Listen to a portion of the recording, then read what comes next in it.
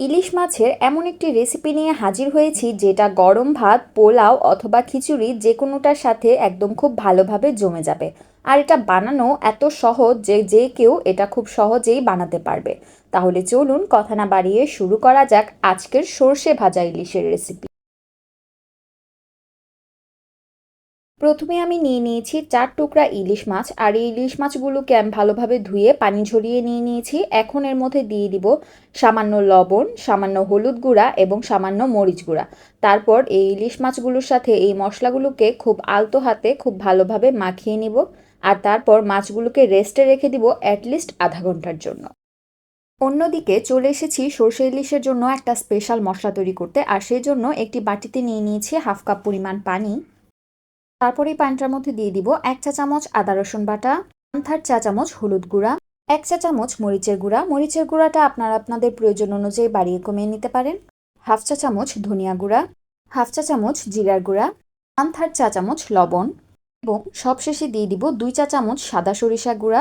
আপনাদের বাসায় যদি সরিষা গুঁড়া না থাকে সেক্ষেত্রে সাদা সরিষা বেটেও ব্যবহার করতে পারেন। এখন এই সবগুলো উপকরণকে খুব ভালোভাবে একটি চামচের সাহায্যে মিশিয়ে নিব।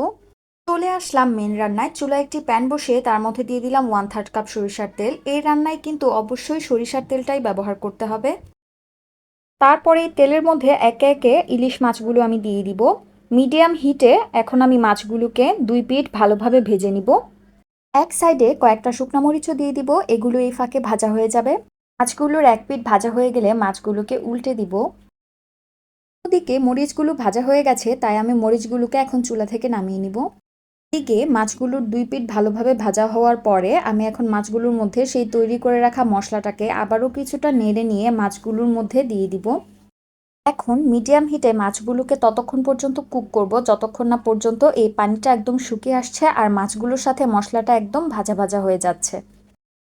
মাঝে মাঝে মাছগুলোকে এভাবেই কিছুটা উল্টে পাল্টে দিতে হবে যেন মাছগুলোর 2 পিঠে খুব ভালোভাবে মশলাটা লাগতে পারে।